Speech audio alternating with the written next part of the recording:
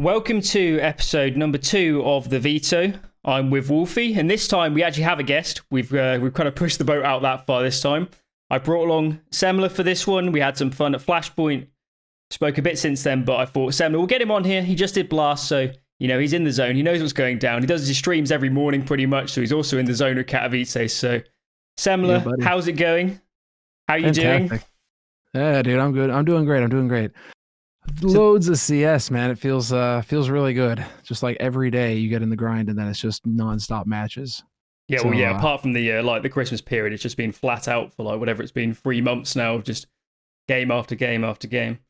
Basically, yeah. But that's a good thing for us, right? So I can't complain. Right, let's just fly straight into this shit. So, Semmler, you just finished doing Blast. We have plenty of teams playing, plenty of top teams as well. I want to know, during the Blast group stages, not necessarily what the best team was. What was your favourite team to watch? What was the team where, you woke up in the morning like, this is going to be a sick game to cast? Which was the team that really stands out for you as, the most fun team to watch during the group stages of Blast? Okay, so let's see. There's a couple. I'll rank them real quick though. FaZe, because you never knew what the hell you were going to expect every day. Yeah. I just kept betting against them, and then of course Twist shows up and drops 40 against Sipple, and you're like, okay, I don't know what the hell's happening anymore in this world. So, but that was just you were writing them off at the beginning. I can't say that I was looking forward to them particularly. I think the team that really got me fired up was NIP. Yep. When they took down Astralis 2-0. And you could see just how much influence Threat had on the team. New player added into it, revitalized the roster. But more importantly, it looked like all the players are aligned. Like they're like there was no bullshit with that team. It really felt like all 5 of those players were in it to win as a team. They were constantly cheering each other. They were constantly smiling. Threat looked like he really had their attention. So it looks like they're really in line with what Threat's got going, their coach, and he has got a clear vision. I mean, if there's any big CS minds in the scene right now, he is definitely one of them. And so it seems to me like he's finally made all the moves necessary on that team. He's gotten rid of all the old chaff, all the old blood, any of the old egos that could maybe butt heads with him about where he wants to take it, his vision for the team. It seems like he's finally gotten rid of everybody. He's brought in all of these new players, and it looks like they're all 100% on board with what he's got cooking, right? With what he's envisioned for the team.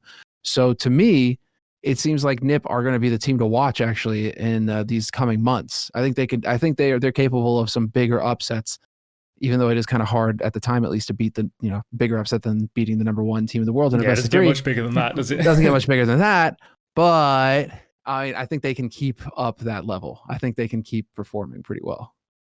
Give me yours, Wolfie. Who set you on fire? I mean, Semmler's kind of stolen it. NIP were. Oh no! See, this is why we need to talk. We need to coordinate ahead of time. Yeah, this is why we should do too much effort. Yeah. NIP were fantastic. I think for me personally, always been a big fan of what Complexity have been doing, and it was nice to see them getting Poison back immediately. And while the first map he played from memory was a little bit shallow, he then came back absolutely firing on all cylinders. Second map, take Vitality 2-0, even with their problems. I think that's still a fantastic result, and it was something that I've been quite vocal about, was how concerned I was that Poison, with however many months completely out of a server, completely rehabbing, how quickly he's going to be able to come back into this Complexity roster and make a difference. And the fact he did it immediately just really sold it for me. And I mean, I'm looking at it now. They went, flawlessly through Group B? So really couldn't have asked for a better run. Yeah. He beat ZywOo so hard that they benched Apex. Like, I think he had out of 18 frags, he had 15 frags with an op. Like he just utterly owned ZywOo mid overpass and completely shut them down. It was so sick. Like really, really impressive performance from Poison, without a doubt. So yeah, on the last episode we talked a lot about Cole, and I was basically saying from my perspective, everyone's been saying all this shit for months that like JKS isn't working in the team, his role isn't playing out. But like from my perspective, it was just like, how's this team ever going to function without Poison actually there? How can they keep switching out this 5th player and then coming into a tournament, you don't know who's going to be playing, and then you're practicing for 2 weeks with one guy, and then just even from a kind of mentality perspective, it was always going to be a mess, I think, until they got Poison back. So for you, Semmler, do you agree with me that that people focus way too much on JKS when really, Poison needed to come back, and now that he's back, they look fucking sick, didn't they? So Well, the thing is, like, I'm a bit surprised that they couldn't cut him a bit more slack. Like, to be fair, I was like, we really need JKS to step up, but I was willing to grant him the excuse that he wasn't playing any of his positions. Like, if you actually look when Poison joined back up on the roster, and they all of a sudden they're playing Mirage against G2, and all of a sudden JKS is lurking Palace, he's lurking Ramp, he's playing his old spots where he's comfortable, and guess what? He's killing everybody. And then you got Rush coming out of nowhere and just utterly owning that B apartment. As the entry fragger, Rush is clearly looking very good on complexity. But like JKS, I think when you had all this shift between the different players on the teams, he was the one who's kind of, it felt like the whole team weren't playing the spots that they wanted, that they were trying to accommodate whoever they were bringing on to fill that fifth role, doing whatever was expedient. And clearly that was hurting their individual performance, because once Poison was back in, JKS got his old spots back, and yeah, he just started banging heads. So it really, actually, complexity, they look like the team to watch. Clearly, they look like the team to watch. And oh man, well, I can't wait, because we're gonna get to talk about Katowice later. But they're still complexity in it for the moment. One, they're playing Mouse right now, so hopefully they stay in it. Yeah, they're in it. But that Nip versus Cole on Nuke, man, to kick things off, that was fire. That was good. So actually, I'm gonna go for a crazy pick for mine. I'm gonna take EG as my favorite team to watch during also Blast. Fitting, dude.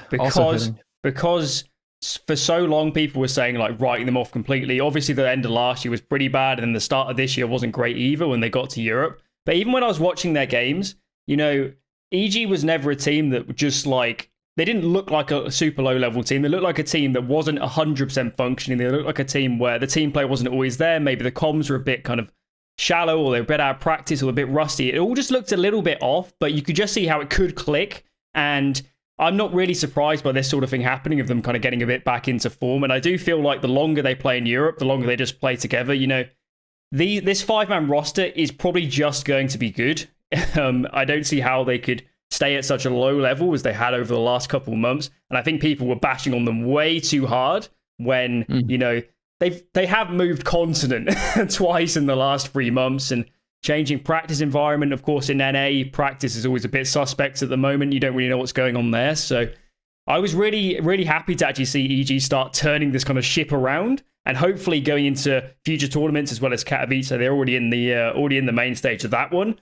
Hopefully, from a tactical level, from an individual level, from a team play level, all these levels together, we can actually see EG performing like at Blast and actually as a top team, because now with EG back, with Cole back, with Liquid maybe as well getting their shit together again after a bit of a disappointment at Blast, you know, the top 10 could be absolutely fucking killer right now if all these teams are really coming on. So they were probably my favorite team to watch at Blast, because I had no expectations at all really going into it, having seen them in the last few events. But I was quite pleasantly surprised to see them back at the form we knew they probably would be capable of. So that was fun to see.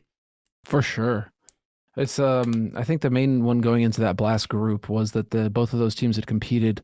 EG and Big had both competed in the DreamHack EU tournament before that, right? Mm-hmm. With a bunch of tier 2 teams, and both of them bombed. Yeah. And I was like, oh God. You know, going into Blast, into the Blast groups, which are obviously going to be way more competitive, I was like, this does not bode well if Big and EG are both getting knocked out in some tier 2 event. And sure enough, maybe that's all EG needed. They needed to play a little bit more of that live, get a bit more of that live official feel, because they hit the ground running, and they put up a fight against G2. I think they got robbed in that first best of 3, 16-12, 16-12. It was so close a few of those rounds. It really felt like they got robbed against G2. But then to fight back throughout the rest of the bracket all the way up until complexity in the grand final, I think EG did well. Yeah, it was good to see them. Any thoughts, Wolfie, on these teams?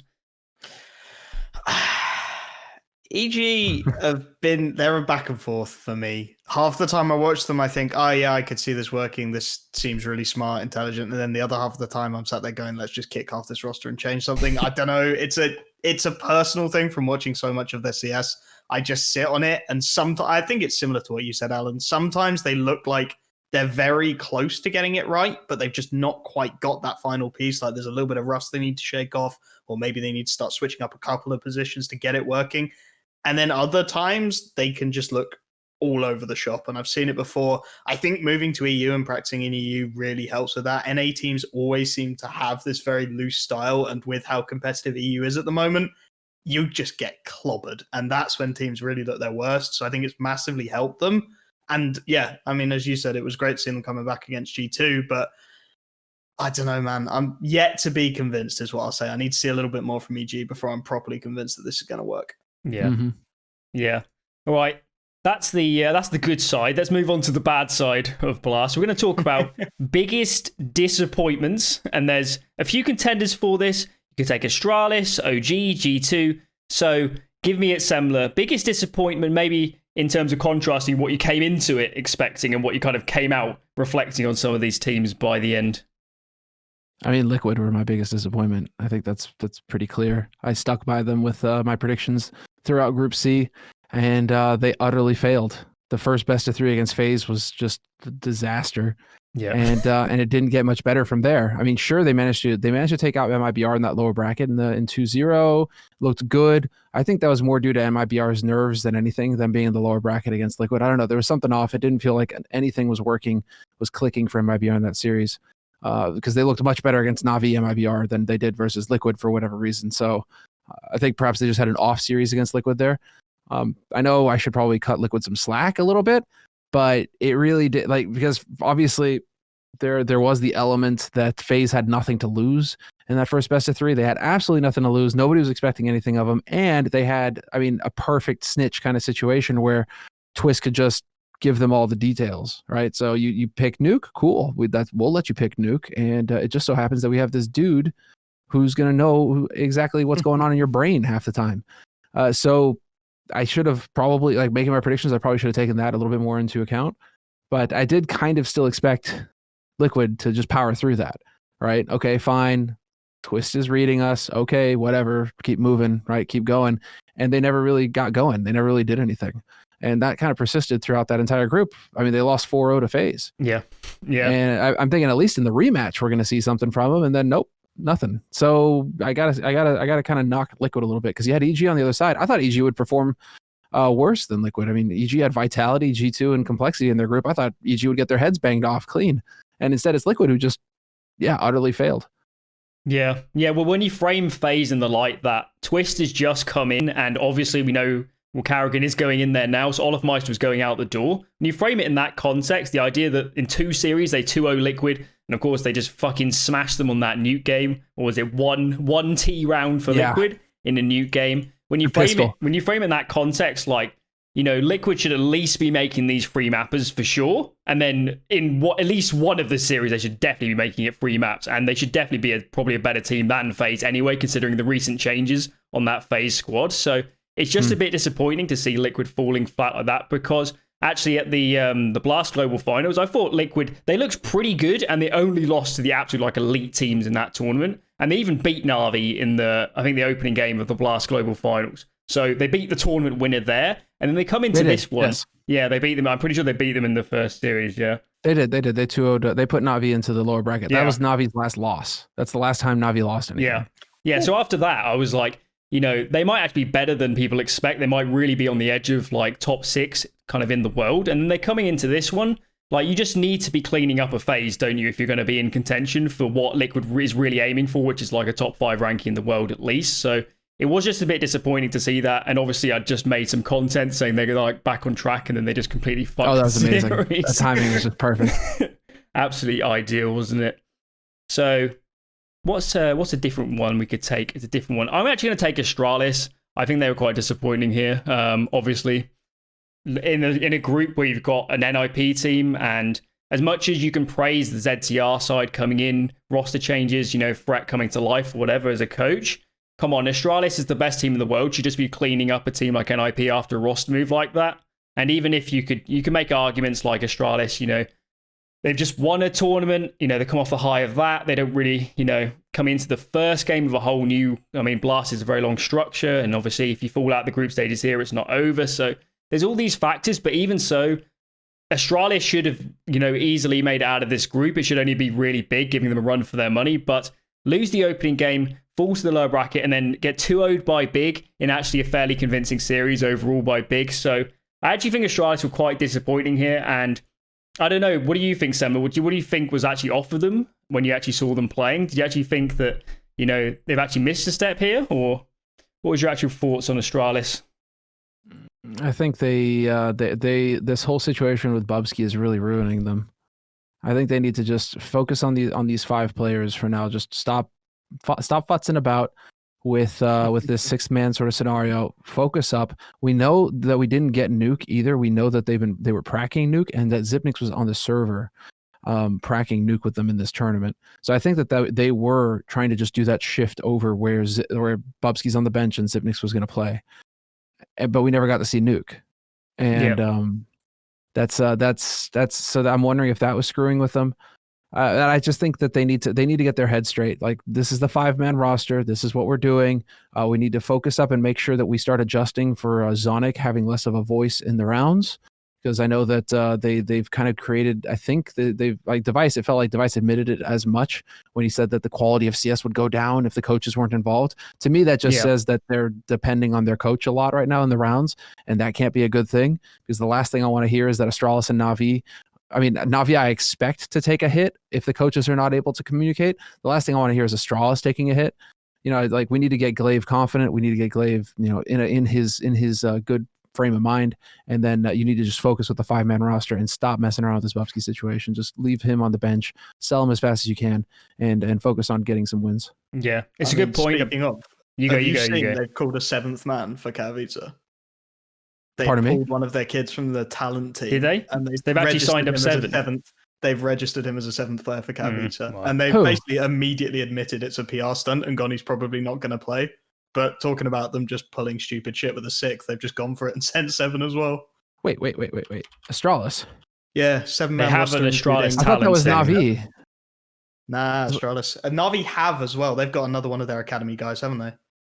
Yeah, Na'Vi have brought in Gasparov or something like that. Gasparodov or something like that. But I mean, Astralis are leaning even harder into it. Yep. I'm so disappointed in them.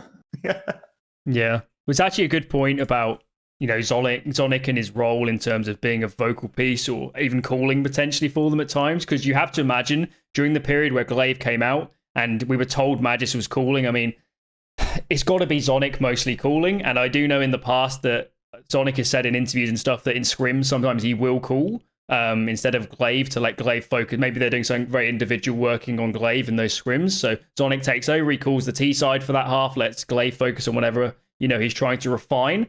So Zonic was always capable of stepping into that in-game leader role if he had to from the coaching position. So yeah, you can definitely imagine that obviously with all this stuff with Valve and, you know, trying to roll back the role of coaches and stuff like this, potentially maybe he was too much of a vocal piece and now, you know, Glaive got to actually step back up.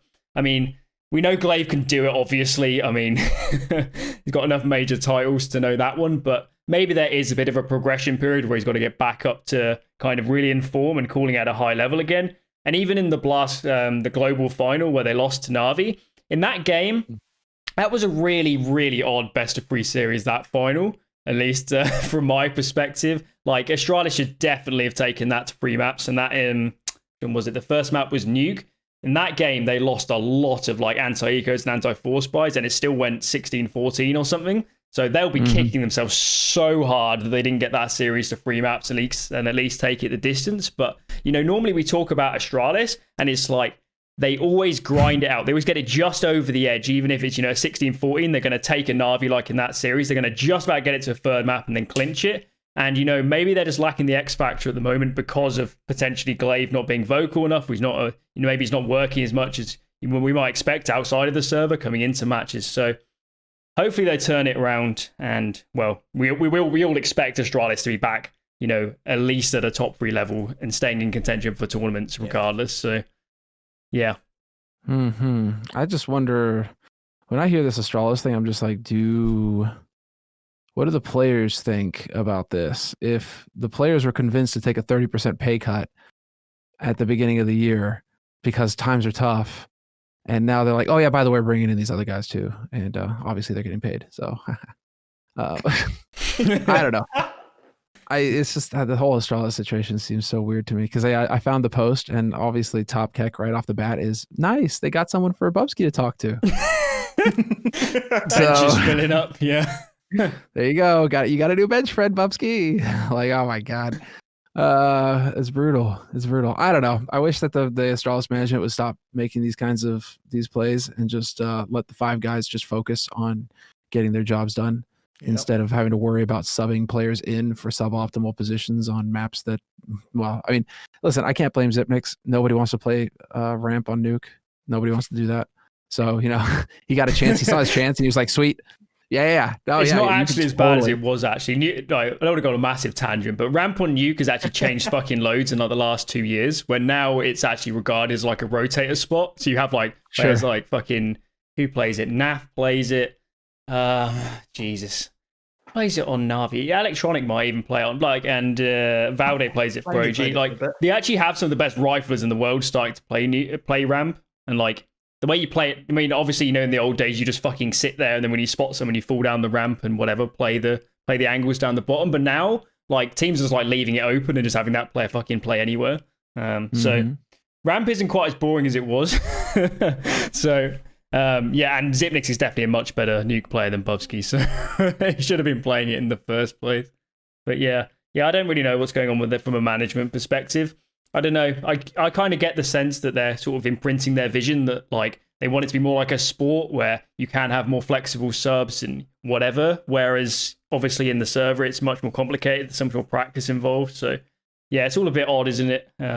And when you look at a team like Vitality or Navi that like are getting the subs right, where they're getting a good balance on the maps they play on, people are getting enough game time. You look at Astralis, where it just doesn't make any sense. Like, let's just have the 5-man roster we're used to at this point. Yeah, just seems a bit pointless. All this messing about at this point. I love it. Yeah. So I want to talk about G2 actually, because they were another one that was a bit disappointing. I know someone like Anders tweeted out before Blast, like, who do you think the dark horse is going to be at this tournament? I was like, G2, come on, Kenny S, Nico, Hunter, all the boys, they're going to be in contention. And then obviously they come into the tournament. It looked okay, but didn't place top 2 in the groups in the end. And I don't know, G2's a weird team for me when I watch them play. They actually remind me a lot of the Cloud9 that won Boston in how they play, actually. I think on the T side, they have some really like sick set stuff, and they're really creative, actually. I mean, people paint them a lot as a team where they're just like fucking the Nico Hunter show now, where they just run in and shoot or whatever, but that's a really, really poor like misrepresentation of how they play. It's more like they have some really great set rounds, but for me, like the bigger picture isn't there, and the rings of a team that doesn't have absolutely perfect structure beyond just some of these really great set rounds. And that was, for me, the problem with that C9 that won Boston, was that they had some really, really sick set rounds, really brilliant, but they didn't know how to build the bigger picture around it, when to always call these rounds. And that's when it kind of fell apart for that team. And I can see the same with this G2 squad, because every time I watch them, like 3 or 4 rounds in the game or whatever, they look fucking unreal. Like the calls are so good. Like the way they actually build these set rounds, like they really exploit some of their players and their kind of mechanical strengths and stuff. But then on other rounds, they're just making weird decisions and losing to teams you'd think they could be beating. So what do you think, Semmler, of this G2 squad? Because you look at it on paper and you're like, this is a really serious team. It just from like a raw kind of mechanical perspective, a raw individual perspective, but it hasn't always materialized as much as we might have even expected. I wonder what the vision is going to be, because I think like Malek, the coach, has had a very large amount to say in the past in terms of the vision. I think he built that team from the ground up with Nyak. They had a plan and they stuck to it, and they tried to play around that roster and really create something. I remember talking to him at Star Series in Turkey, 2 years ago almost now, and he had a lot of interesting things to say, and they were getting success at the time, and he felt like they were going to continue to get success, and they did. So I was like, okay. And then I guess I feel like there was a coup or something that went down in the team. And so there may be some kind of weird divide now where it seemed like a couple of the players really wanted to get Nico in.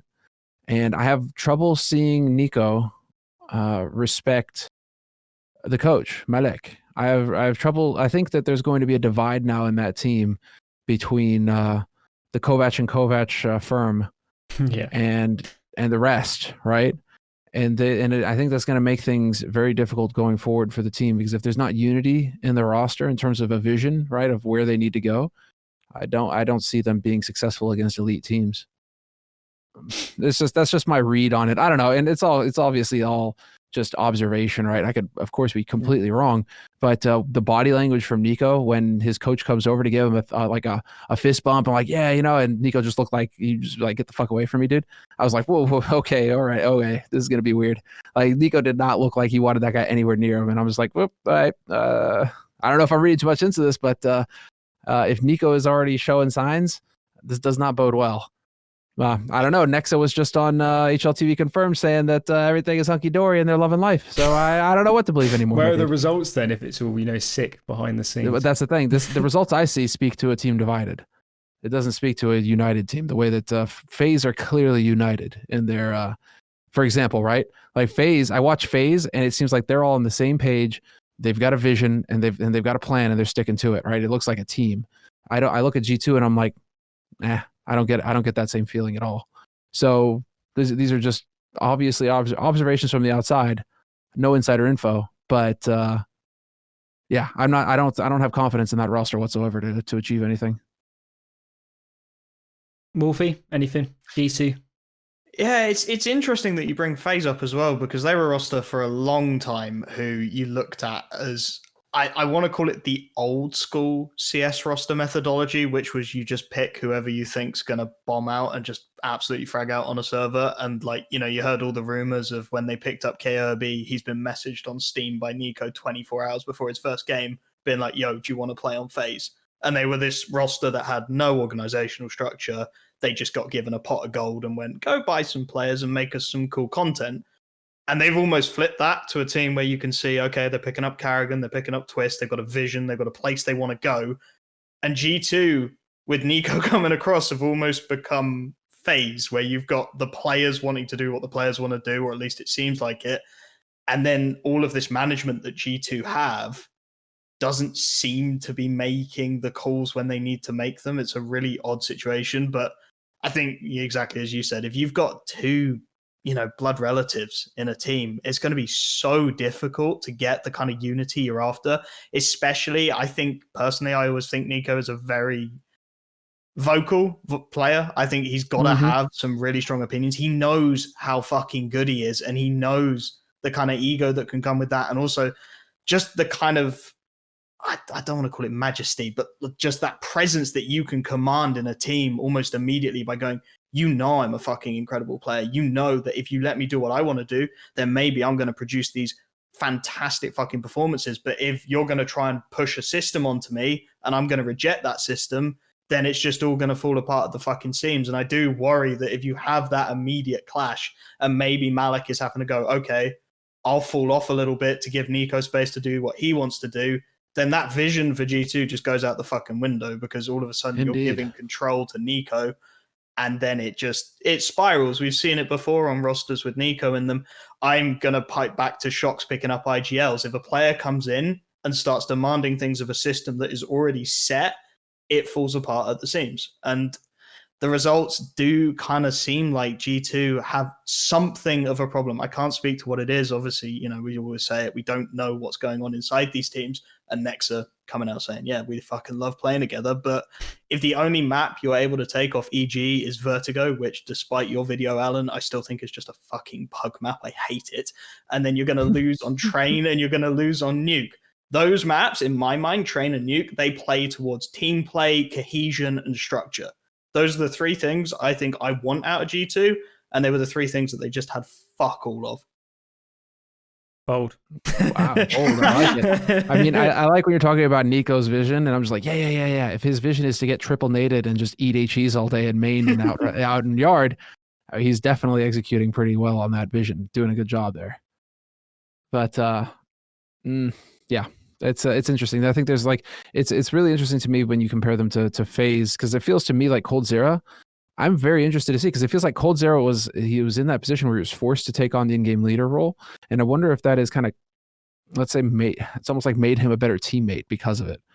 And so I'm very curious to see how he reacts when Carrigan joins that roster, and what we can see of them tomorrow in Katowice, because now he can just focus on his crosshair again. And it sounds to me like they have everybody in the positions that they want on the maps. There isn't going to be any friction. on that front. Nobody having to take different roles like JKS on complexity, right? Not having to play in their comfort zones. It seems like everybody's gonna be in their comfort zones. I think FaZe can be a really freaky team. I could see them realistically getting within top 3 in the next couple months here. Just seems like they've got everything they need to do so. But I see them being a better team than G2 at least. It just makes sense on paper, doesn't it, FaZe? Especially when you compare it to previous FaZe lineups where it's all looked a bit wacky. Nico's calling at times, coldzera's then calling it. Like, it was never going to be a long-term solution, and now finally we're moving back into having a system with Karrigan and then Twist. As much as people think he's like a mega star player and a massive fragger, he can play some really like role player roles and be like the glue in the team and actually fill out a roster. And then you can have a system where coldzera does get all the space, which is really what we want. We want to see coldzera back at being one of the best players in the world for sure. And I have more confidence than most people that he could do it in a good system where, it looks more like an LGSK from back in the day where they have a really good structure. They have a good in-game leader, Fallen in that case, Karrigan here. And then coldzera can just focus more so on his individual game and not have to worry about all of this kind of crap going on inside of the team, or even, I don't know, player conflicts and all this sort of stuff, which potentially a team like FaZe might have had in the past. So from all the angles, the FaZe versus G2 is definitely an interesting comparison. And with G2, it's all just a bit odd, isn't it? Like, I still look at the roster on paper, and I look at the way the G2 team played before Nico, and bringing in Nico, even though there's role changes and someone like Hunter maybe has to move around a lot to accommodate his actual cousin in Nico, like, I still look at the roster, I'm like, this could work, but there's all these questions of, Nico's obviously going to be a vocal personality. He's called at times in the past. He obviously comes with his own vision. We've always known that, and obviously clashed massively with Karrigan, and that's how that team kind of fell apart in FaZe. So, I don't know what's going on with them, but for it to actually work on this G2 team, Nico definitely needs to give the reins over to Malek and Nexa. They need to run the whole system. Maybe Nico can do a bit around himself, but like, as I'm saying with G2, the best things about them are some of their really great set plays and set rounds on T side particularly. Like, Nico should just take a back seat on T side and let them set the whole thing up. Maybe he has some input about the sort of roles he plays or how they want to, actually use him individually. But the final say has to go to them too in terms of building the structure. And we don't know what's actually like in the team, but it feels like it would be a better scenario if Nico was taking more of a back seat and kind of the same with coldzera, focus more on his individual game and just let the other people run the team and focus on yourself, because obviously Nico can be an incredible player. And even though we've never seen him particularly you could argue FaZe with Karrigan was a really kind of good system. The game now is super, super complicated. You need so many set stuff. You need to have so much cohesion, so much team play, so many options that maybe it's gone beyond the point where Nico can be a really big part of building that. And now he just needs to be like a chess piece as it was and let somebody else actually run the whole game. So, sure. It's not 2017, 2018 anymore. Like, let's lay off the whole star. It's been a long time since Nico's been carrying games. And it feels like you watch Nico play now, and it's a lot of him putting himself in positions to let the game come to him, and not so much out there taking point. Although I will give him credit. In the last series. Well, no, in Complexity when they were getting battered by Complexity, on Nuke, right? Wasn't it on Nuke? Am I hallucinating here? What was it? No, was it on? Wait. What is it? When did oh man, what am I saying? Which series are you on about here? Where did G2 get absolutely destroyed? Oh no, it wasn't against Complexity, it was against EG on Nuke when he got played. The rematch, when he got played. In the second half, he did take a lot of point man positions. It felt like he took a lot of point man positions in terms of opening up sites and stuff. Now, I mean, I don't know if I'm reading too much into this or not, but is that sending the wrong signal to his teammates? Because if he's usually playing the lurk role off on the side, farming kills, and all of a sudden he's like, no, I need to entry. Like, is that sending the signal to his entry man? Like, I don't trust you to do your job, so I need to go and do it for you. Is he sending the right signal there? Or does he need to just be like, or does the system need to stay in place and he needs to just shut up and be in his role instead of asking to change positions? Yeah, I don't know. Maybe the real risk is like Nico like overriding the system, because like his player like him, even simple sometimes in the past, if they're losing series and they're on the edge of elimination, they might just say, listen to me, I'm going to do this. You just follow me into the bomb site and whatever. And maybe that's what was going on in that game where, you know, he tried to put it all on his own shoulders. And as we're saying, map like Nuke, you know, you just run set rounds to the death basically on T Nuke. That's just how it works. And maybe, you know, Nico's not doming the other player in the head. He's putting them into a 4 and 5. And from that point, what is Nexus supposed to do in terms of calling around from that position or whatever? So yeah. It's tough. It's real tough. All right. Let's talk a bit about Vitality. So the big news really with Vitality, obviously they didn't look so great in the Blast groups, but there was kind of the big asterisk of Apex only played the first series, wasn't it? And then after that he came out. And we had this very strange announcement. So I'll get it up now so I don't misread any of it. So the announcement's really, really strange. It's just because of the wording. I don't know if it's translated from French or something, but the whole wording's a bit odd. And essentially what happens is the coach of Vitality has come out and said he has made the decision to bench Apex for the moment, essentially rest him until the end of the Blast group stages. Or he actually says the entire of Blast Spring, so presumably that's actually a couple months actually. Rest him for this period, and the cited reasons are to do with collective difficulties within the team are currently impacting performance, which is a really weird way to phrase things. I'm not really sure I've seen it like that before, but the way that reads to me is particular issues might be going on in the team with burnout, with obviously COVID and all that around playing itself and all this sort of stuff, and maybe some results of late haven't been quite what they've wanted, or kind of boiling over within some of the players. That's at least the read I get from this statement. And it sounds like Apex potentially, as the in-game leader, as a big vocal piece, was having so much on his shoulders that maybe it was all becoming too much and then it was coming out the wrong way. I don't know. Maybe there was problems between players, but that's what it kind of sounds like. And they've obviously made this decision, and it was a bit perplexing, and now they're just using Masuta and Nivea in all the games, and they didn't look great at Blast after making this call. So what do you guys actually take away from this statement? Because when I first read it, I was like, this is really strange, and I couldn't really put my finger on what's actually going on behind the scenes. It was all a bit strange from actually reading the statement itself. Well, let's throw the first thing out there. I love the fact that they've included unjustified accusations in the first paragraph, referencing to them stream sniping by having the stream on in the fucking background. It's not unjustified. You did stop it. And secondly, reading this for me, I think they're saving Apex for the major. If I look at this, you've been watching Vitality for a while. Apex is a very emotive player. I get the feeling from him that he must fucking thrive on LAN, right? He seems so emotional. He's so embedded in the game. When Vitality are losing rounds, they'll switch to his player cam and he's got his head in his hands. He's throwing his head back in frustration. And when they're winning, he's screaming. And this is just them 5 in a room playing some online CS, right? So get him to LAN, and I reckon he's going to be so into it. He's going to start popping off. You're having all these problems in your team. Vitality aren't performing as well as you want them to. And I think any organization, any management team, they've got to be looking to that major in October. You've got to be having everything crossed that it's going to be on LAN. It's going to basically null and void everything we've seen for the past 6 months, because everyone's going to look at everything that's happened and go, well, that was all online CS. This is LAN. This is where CS belongs. These are the results that matter. So if I'm in Vitality management and I'm seeing my in-game leader getting really tilted, really frustrated with the system, obviously some personal problems in there as well, just to throw that into the mix and make life even worse for him, and Valve coming in and going, you can only have 5 players, we're going to 20% penalize you every time you swap anyone out. The last thing Vitality are going to want is Apex in the middle of an RMR event or leading up to that major going, I'm really fucking burnt out. We need to start switching players around. We need to start changing things. So get him out of that system now. Put Shocks in as potentially picking up some calls. We've seen him do it with every French roster in existence, right? He always seems to end up picking up some kind of IGL responsibility at the end of it.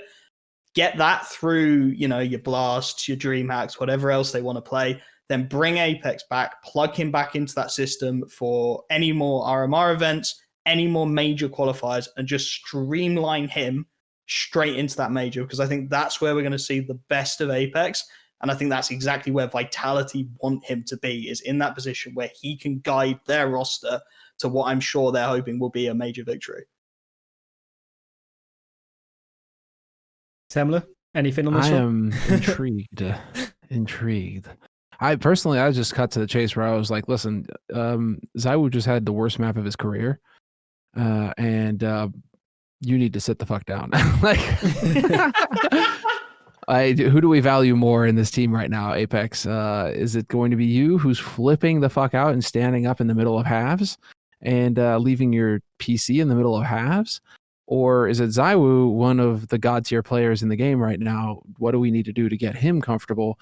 Oh, cool, we have this guy Shoxy who can call, and we have a sixth guy that we just slot in. And so this may be just them saying, listen, Apex, you need to calm down, dude. And it could just be that. It could be they're just giving him, because it was one best of three. It was one best of three up against EG, and they bailed out of there too. But they're in the showdown, right? So they go down to the showdown. They were probably saying, listen, if we keep Apex, we lose with them. If we don't keep Apex, we might still lose, but it's probably odds are we're going to go to the showdown anyway. So you know what? Let's get rid of this guy and see what we can do with these young guns. And if Shoxy takes over the lead, ZywOo, if everybody's happy and doing well with the young guns, I'm going to be very curious to see if Apex comes back at all. Yeah. Because, I mean, Shoxy can call. So that's kind of where I'm at right now. I don't really know what Apex brings to the table that Shoxy can't bring to the table. And you've got a couple of hungry young players who want to just be who are probably fed up with this stand-in situation and who want to just get in there and play all the maps, right? I mean, none of these teams willingly do the stand-in situation. Like if you're a stand-in, you want to be on the main roster. You want to be playing all the maps. You don't want to be just showing up for one map or two maps, right? The way that Nivera is. So that very well may be the case where they're taking a break with Apex and they might bring him in for scrims or something just to see how he's doing. But if it doesn't work out, they may just permanently bench him, and we may have a new roster for Vitality based around Shoxy calling and these young guns joining the roster. Yeah. Thing is, I just don't see Shox as a long-term solution as a caller, to be honest. Seen it play out quite a few times. And especially in recent years, it's just never lasted with Shox calling. And, you know, I've just heard enough from interviews. Shox has never had ZywOo, though. Yeah, true.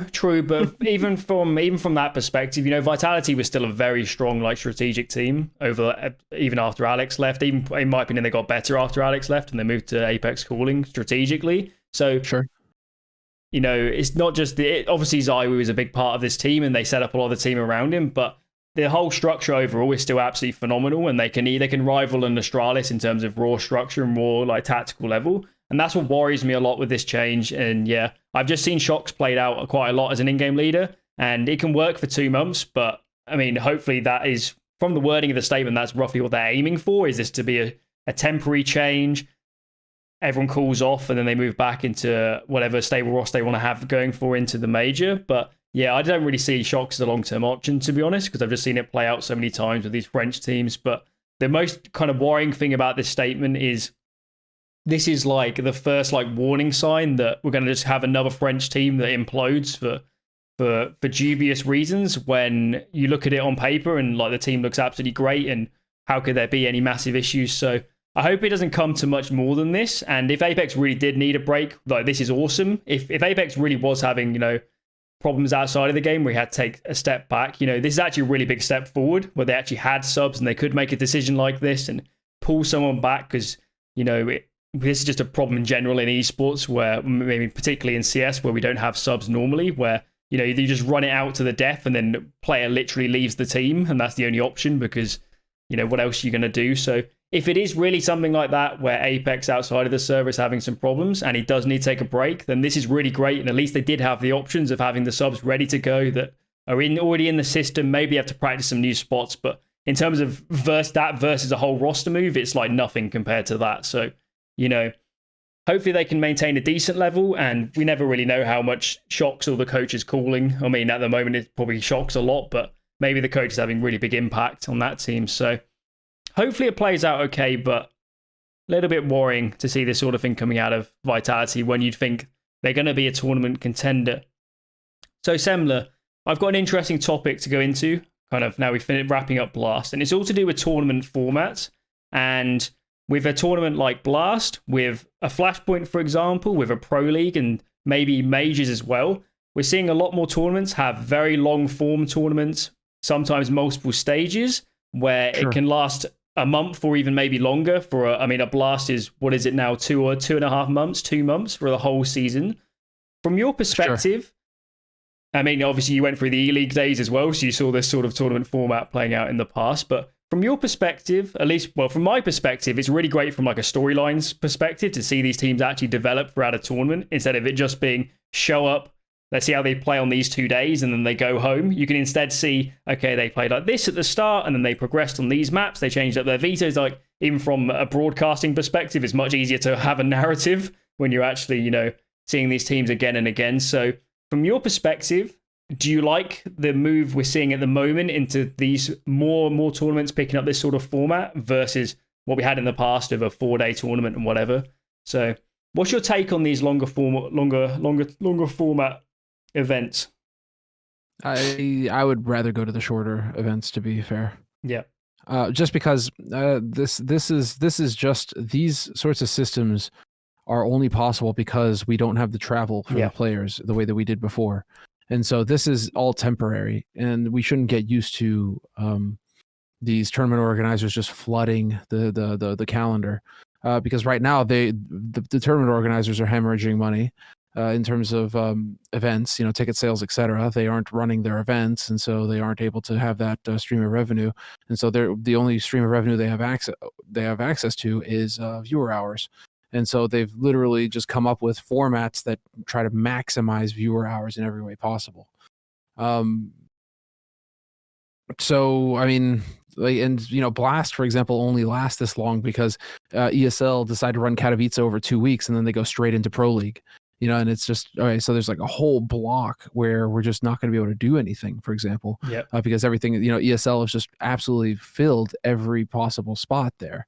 You got other tournament organizers as well. So it's like every tournament organizer is trying to do the same thing. There's only so many days. So again, we keep talking about oversaturation, whatever. I think that it's been shown that oversaturation, I mean, it's really just kind of flattened out the viewership. We don't get those high spikes anymore, but overall we have more viewers just because more people are There's so much fucking CS on. It's just ridiculous, isn't it? Every day. Yeah. Every day there's 6 hours of CS being played, it feels like. Yeah, so I mean, viewers are there. It's just through and through, right? We're just averaging them out over longer periods of time. But I mean, I do kind of look forward to being able to have a few days off between tournaments again, just so that we can build narratives, we can create some scarcity again, because it's good to have all this CS, but at the same time, without scarcity, it's hard to build hype. Because right now it really does just feel like, oh, another tournament. Like the players themselves are like, I don't know which tournament. You ask them a question, they're like, oh, which tournament was that? It's like they don't even know anymore. To them, it's just day in, day out. And yeah, so I don't know. That's it's kind of I'm not a huge fan of the long form tournaments. I would like to have a few tournaments where it's a little bit more cutthroat. Katowice, for example, I liked that the first round in the upper bracket was of the play-in was best of 1. I was like, oh shit, we haven't seen this in a while. This is interesting, right? Really cutthroat, really, and you had this perfect trap set by Nip against Complexity, where they got Nuke as the 7th map in a best of 1, and they started T side, and Complexity just got rocked. And that's only possible because it's best of 1. It's best of 1. Otherwise, if it's best of 3, I don't think Nip maybe don't win that. But because it's best of 1, they managed to have this trump card that they were able to pull off perfectly, and you're like, sweet, all right, cool. That was only possible with that format. But yeah, the really long, like weeks. I'm not a really big fan. It's hard to keep the thread going. Yeah, I completely agree with that.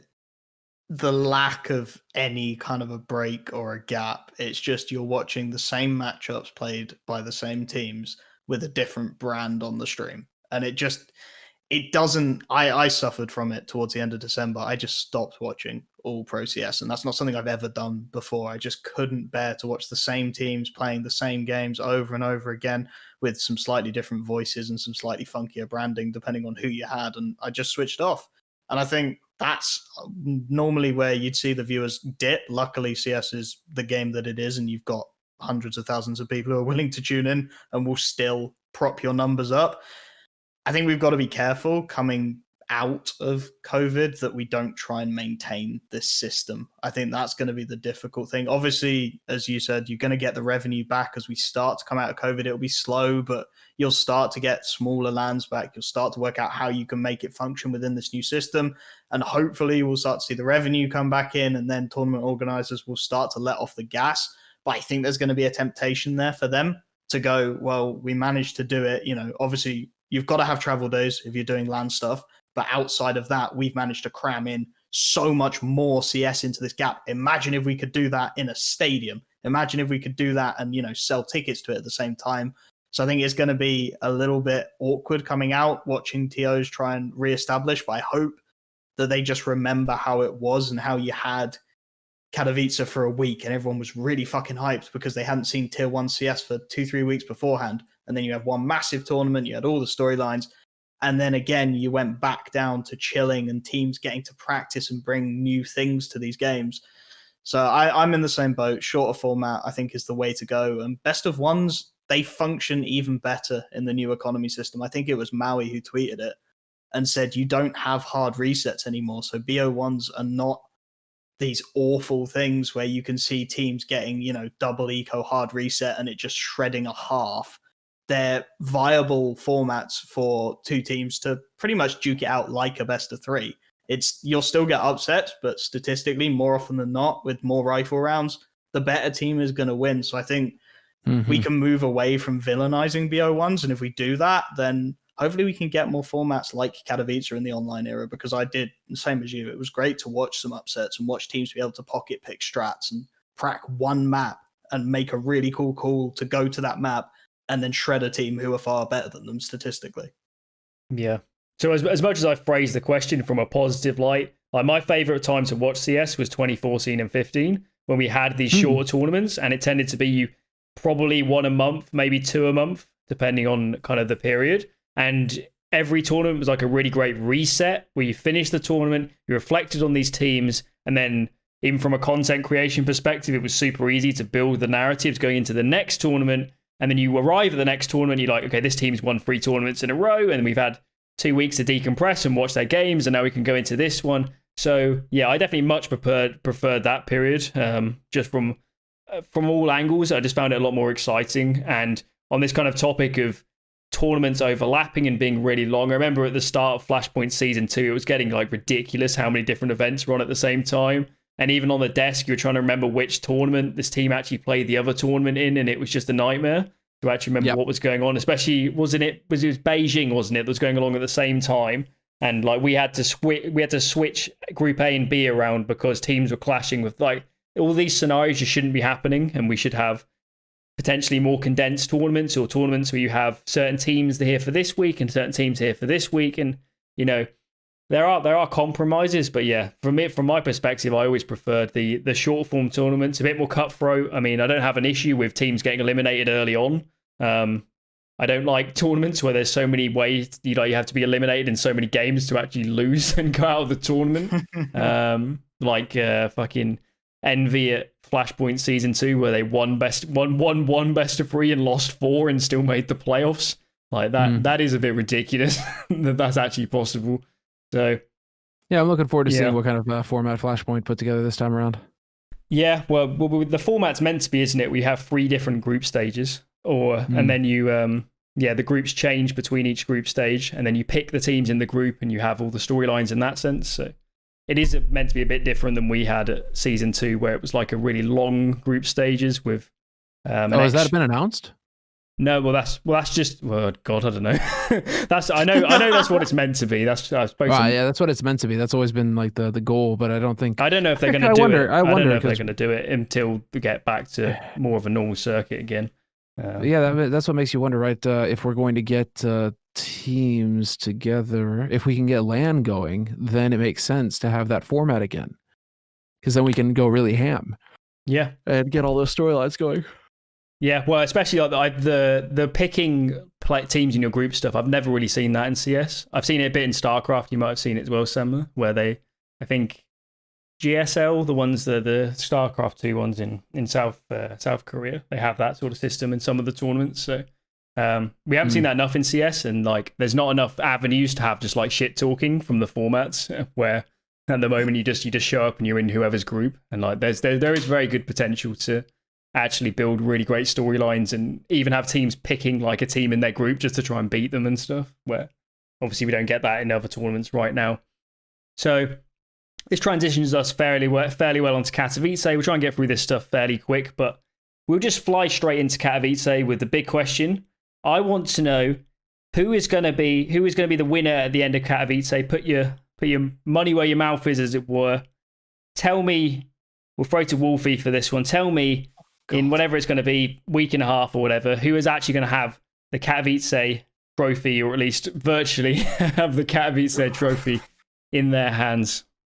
That's savage to just throw straight to that question. Didn't mention that one when we were prepping, did you? Well, I said there would be Katowice. So. I think if I don't put some kind of stock behind Na'Vi, then I'm kidding myself. The form that they brought in, Boomlich just popping off and then calling really intelligently around himself. Obviously, Simple doing simple things. I think if you don't have Na'Vi as very likely to really start smashing their way through that, you're wrong. And the other problem is you've got a lot of rosters there who looked awkward. I mean, Astralis didn't like what they were showing at Spring.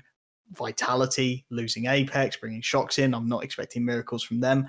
Honestly, I'd say the team that I could see upsetting Na'Vi is Big. If they've really prepped around it, if they really bring their A game and Searson does what he can really do on an AWP, then maybe they could start to challenge Na'Vi. But otherwise, I'm looking at the list of teams. I'm looking at the teams who've qualified. And I don't see anyone there who on Na'Vi's day could really trouble them, honestly. Semmler? I've got FaZe going deep. Okay. I'm looking at their groups right now. I reckon they've got the firepower to take Team Vitality. They get one of these teams coming out of the play-in. Again, I think they're perfectly capable of beating any of these teams. Maybe NiP gives them trouble. But... or maybe even Spirit. Like NiP and Spirit, I think could be pains. But apart from that, I mean, I think that they take Vitality, upper bracket round 2, and then round 3. I mean, I could see FaZe versus Na'Vi, and well, we know how good that is. And if we actually have Kerrigan playing, and it's the actual roster, and they've had some time to iron out, they've had a couple matches to iron out the kinks, because those guys are putting in work right now. That's my one gripe, is that they haven't really had, so much time since Blast, ended on what, Sunday? When did they last play? Yeah, they've only had like 3 or 4 days to prac and get ready for this. So it's not they don't have so much time, but I wouldn't be surprised if Kerrigan has, saying that's what we were supposed to think, but I bet you Kerrigan they've already been pracking, they've already been doing stuff for like the past couple weeks. So I imagine that FaZe are going to be pretty dialed when they get into this bracket. And the expectations are pretty high for me for this team after seeing what they were capable of in the Blast Spring series groups. I think FaZe could be pretty damn good. And I mean, even then, right? They get into upper bracket round 3. Even if they lose to Na'Vi in that sort of scenario, they drop down to the lower bracket round 3. I reckon they take anybody else in this group, right? Because they don't have Astralis to contend with. They don't have G2 to contend with. I think that they've got themselves a good path to go deep in this. Yeah. Well, I think Na'Vi probably my favorite to win it. I think they probably are the best team in the world right now. And they're looking good.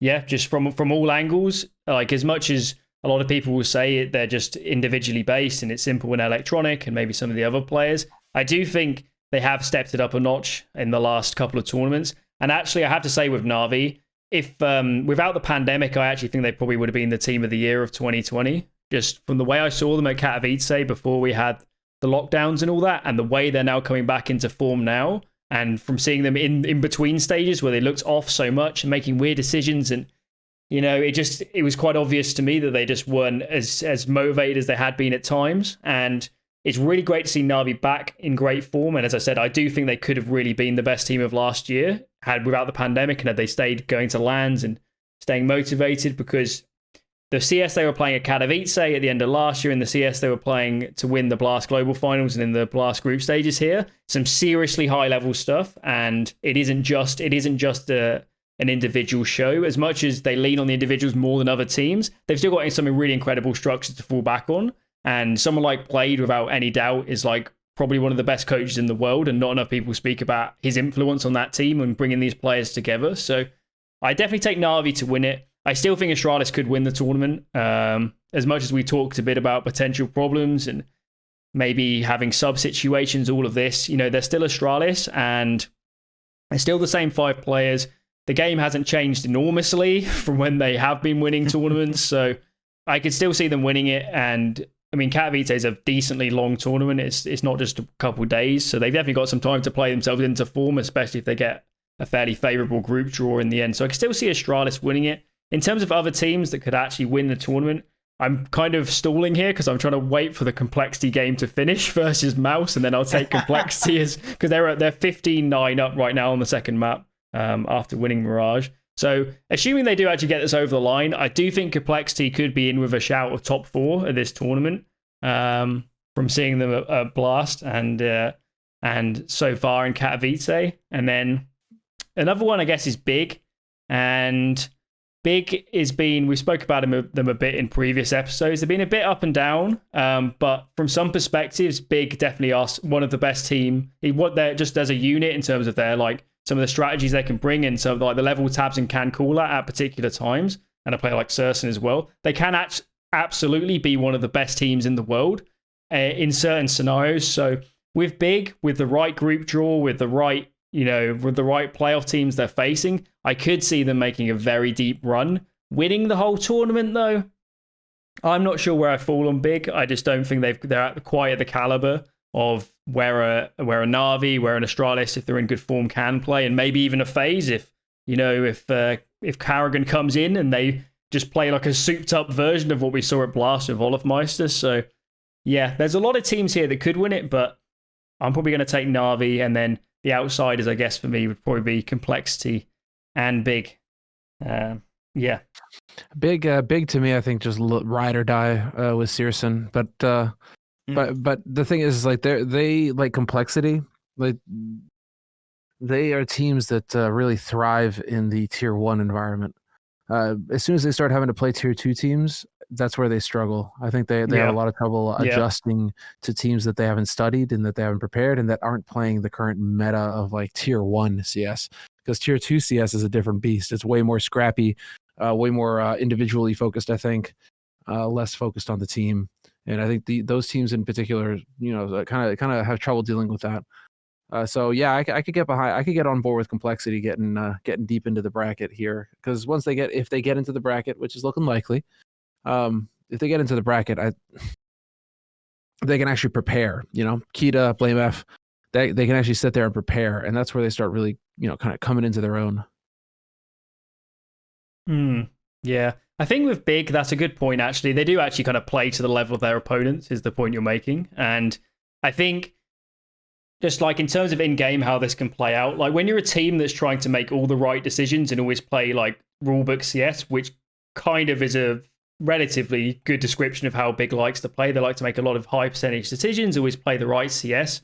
At least maybe Certain goes off the limb a bit, but for the overall team, they do play that sort of way. When you come up against like a Spirit who's just gonna be doing like random stuff, or even a Virtus Pro who's definitely a team that can just throw spanners in the works, or send your Kindar in here, or send Buster in just looking for some frags. Yeah, I could definitely see Big as a team that have a lot more issues when they're just getting weird stuff thrown at them that they haven't really seen before, like they're not prepared to go up against, or like how do you call a T side when you're just playing a super aggressive team on CT where they're just pushing all over the place? Maybe they can't fall back on the defaults as much as some of the other teams, or maybe Tabson struggles from a calling perspective against teams that are doing really odd stuff. So yeah, Big is definitely a team as well that, if they meet a Nip or something, you could just see an upset there, couldn't you? Or a team like that, even a Spirit maybe, or a Virtus Pro.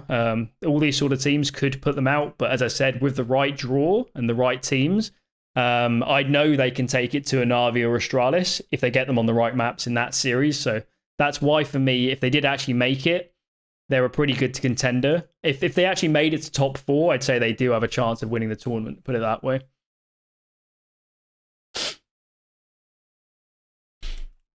Anything on those ones, Wolfie?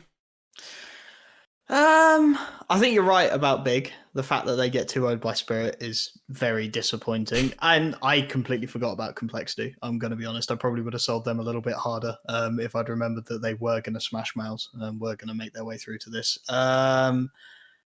Yeah, I think it's going to be interesting to see how these vetoes land out and how you get your groups. Because Spirit, I don't know. I have something about that roster to me says that they can do that kind of scrappy tier 2 CS like they did against Big, right? To take that 2-0. I think they can make that work.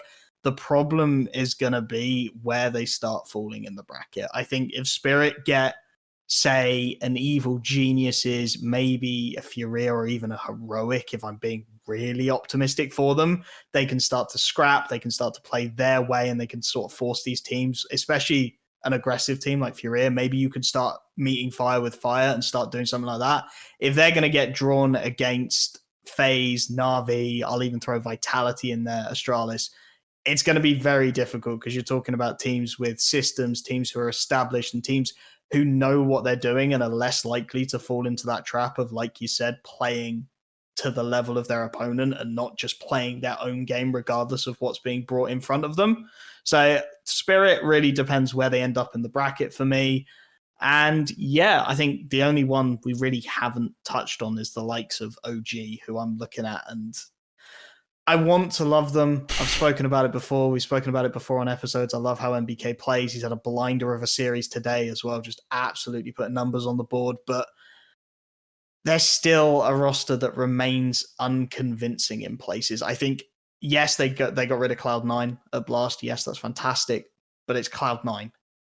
In fact, it wasn't Blast. It was the Katowice playing. It's Cloud9, and Cloud9 are a roster that is continually falling apart and, for me, disappointing. So I don't see Cloud9 as a big scalp for OG. And I think coming into this, they still need to prove that they can take a big scalp at a big major event and start putting themselves out there. Because I think it was Nitro who tweeted, right? OG's like CSGO Twitter account called Nitro out. They were like, oh yeah, we're playing Liquid. Oh, yeah. And they've got a player who quit.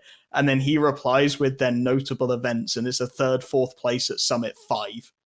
And it's like, yeah, you've got to prove yourselves a little more than that before you start coming and calling out players like Nitro. That was actually peak. That was pretty sick from Nitro, actually. That was a good burn. So I think we need to wrap this one up fairly soon. So I think let's just do one more team. And the team I want to talk about actually is Gambit, because it keeps feeling like Gambit is a team that I'm almost talking a lot about, we're almost making content about, but then they're just not in enough tournaments from my perspective. But every time I see them, they actually surprise me a lot as a team. And they came into this playing the play-in stage of Katowice. They won their mini bracket, as it were, beating Mouse Sports 2-1 to make it through to the main tournament. And yeah, Gambit's a really odd team. And for people that don't know, this Gambit team was Gambit Youngsters. Is that the right name? Yep. I can't remember. It was the academy team, essentially. And then they promoted them to the full team. And then they had some fucking crazy situation where one player couldn't, I can't remember exactly what it was. He couldn't boot camp in St. Petersburg or Moscow or something, and Hobbit could. So Hobbit came in boot camp with them and then just replaced this other guy on the roster or something really odd like that. So Hobbit ends up on this team. And now this team is starting to play some really great CS, and they've just surprised me so much as a team in the tournaments I have seen them, and it's a bit of a shame we don't see them more so. It's probably just from the whole angle of they're just not going to get as many invites as some other teams, and obviously the online qualifiers for a lot of these tournaments are just like a death row of just aimers of mixed teams at the lower level. I mean, we talk about tier 2 and tier 3 teams, but tier 5 to tier 2, there's just so many teams of just like really high level puggers and stuff that can just put you out of a best of 1 bracket or whatever some of these qualifiers are. So I don't know if you guys I haven't actually watched that much of Gambit myself, to be honest, but I just keep seeing them pop up, and I just feel like they're going to punch in like a top 8, a top 6 result in one of these tournaments, and then people are going to have to take notice. So are they a team that's been on your radar much, either of you two? You watch much of Gambit play? I casted a fair bit of Youngsters. Because they were in MDL Strike Premier a few seasons back, and back then they were very much the Shiro show. They had this one incredible player, sort of like how Navi and Vitality play around Simple and Zaiwu, right? He was their flashy AWPer. He would go out, drop 30 bombs all the time, and then the rest of the team would basically scramble around him to try and patch together when he died early, or try and just, drag that round through to complete it when he's got a triple kill to start things off. But interestingly, we talk about all the problems that led to Hobbit being in this roster. For me, he's added quite a nice stabilizing presence. I mean, I'm looking at their game against Mouse Sports and he's top fragging. Shiro pops off on Dust too, but then Hobbit sort of fills the gap. It's similar to what we've spoken about with VP before, where we've gone Yekindar, he pops off. If he doesn't pop off, Buster pops off. If Buster doesn't pop off, James can put in a really solid series. By adding Hobbit, they've added almost a fallback position for Shiro to go, okay, I don't have the weight of the world on my shoulders anymore. I can rely on this other player in the team to pop off. And to be fair, Axiel, Nafany, they've really risen to the challenge as well. So I think you're absolutely right. They could start punching in. But for me, experience is going to be absolutely everything. We need to see them at these events more often, right? I'm just trying to scroll back and see what they've played before, but you're looking at Snow Sweet Snows, right? DreamHack Opens, Vulcan Fight Series, 9-5s. You're not looking at Katowices, Colognes, Flashpoints, Blast Premiers. You need that time in the server against tier 1 teams to really blood some of your flashy talent players, right? With Shiro, I mean, we saw it with Zapower, right? He was just completely tanking tier 2. And then he went tier 1, started to have problems. Things started to fall apart. Fours have dropped him now and are trying to make a new system around some new guys. So I think they need this experience. I think they do have the potential to make a deep run. But again, it takes a little more convincing from me. I need to see them, they took out Mouse Sports. That's fantastic. Can you take out another top 10 team? And then I'll start to really pay attention and start to really look at you as serious contenders.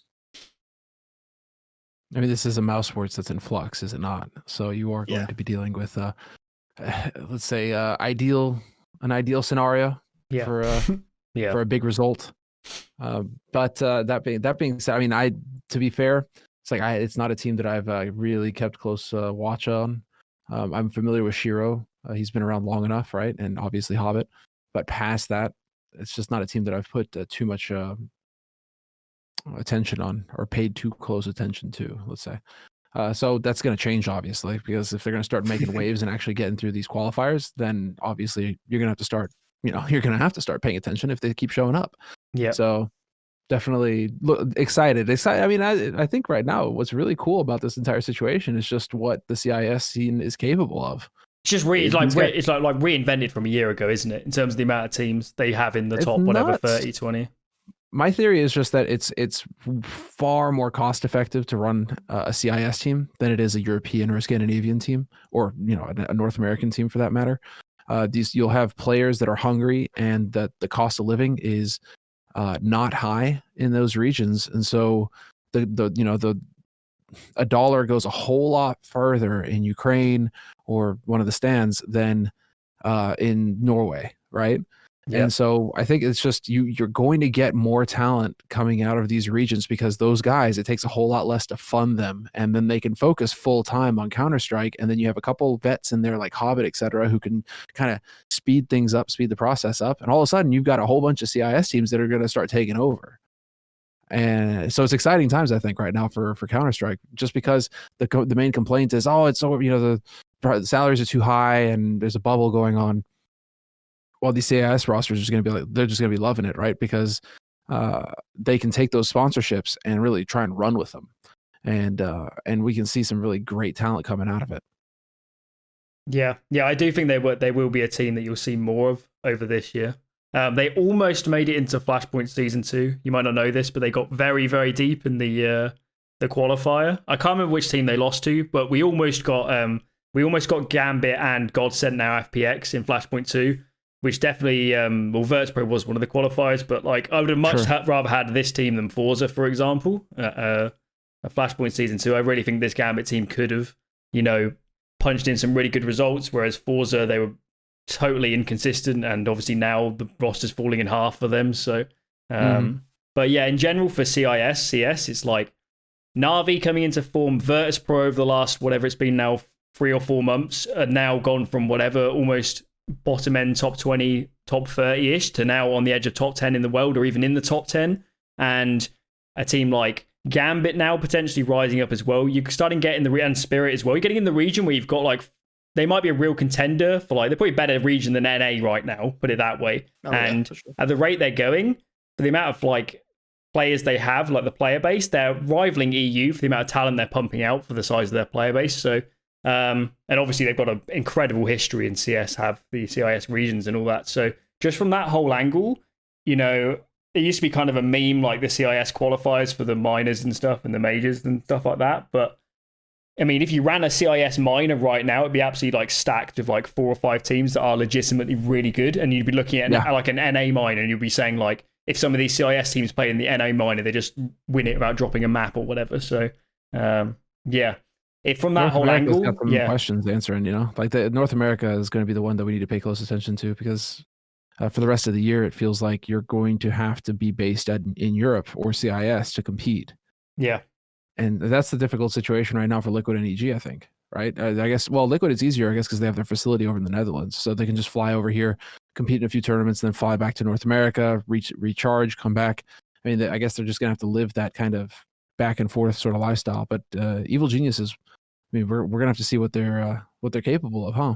Is it easy to fly into the Netherlands at the moment? Can you get in? Pardon me? Can you fly into there easily at the moment into Netherlands, or is there quarantine? I don't know. It seems weird, doesn't it? Because like in the UK, for example, you just it wouldn't be possible really to have a facility over here, or at least legally to run anything. It'd just be a nightmare because you know they're making people quarantine in hotels and stuff from particular countries and stuff like that. So UK is a nightmare. Yeah, but. I think that the Netherlands for a minute there, it was getting better, or they were pretty good, and then I think they're slipping back now. So, but then like for the Liquid guys, they quarantined, right, for like 10 days or something before they all went to the facility. So that was the Fallen joining up and then boot camping essentially leading into the global finals. But that's the thing, right? If you're going to travel, is it worth it to put up with that? Or I mean, do you bother with Netherlands, or do you just go to base Serbia, you know, and just... Yeah, presumably teams are still doing that, are they? Yeah, dude, that LAN in Serbia, I mean, this has been the most amazing year for them, hasn't it? Yeah. I mean, they've just hosted every freaking North American, South American, and any team that needs a facility to boot camp in. Complexity over there right now.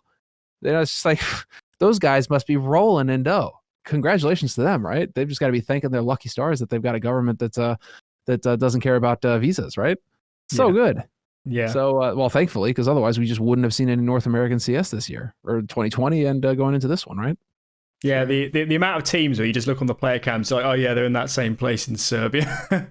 Remember, like Gen G was in there, for example, I'm pretty sure. And like, for people that don't know, Serbia has different rules with, you can go over there and not use up some of your time in Europe if you're from North America on the visa and stuff. So you can just go there and just stay there for, I don't even know, some of the teams must be there for a couple months and then fly back and whatever and not compromise your visa time. And then when we do get back to land, it will all be fine.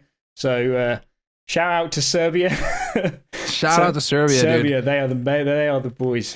They are definitely making the plays. That's good on them. Good on them. That's because we wouldn't have any of the CS that we have right now if it wasn't for that option. Like none of that, we would never have seen any of the South American teams, fucking people up. Just wouldn't have happened. Oh my goodness gracious me, dude! Mouse Sports are looking like they're going to lock this down. I guess too. I've just seen it. Right, don't tell me they're actually running it back because it was 15-9 or something when I said that. Yeah, I know they're in overtime now. Mouse Sports 17-15.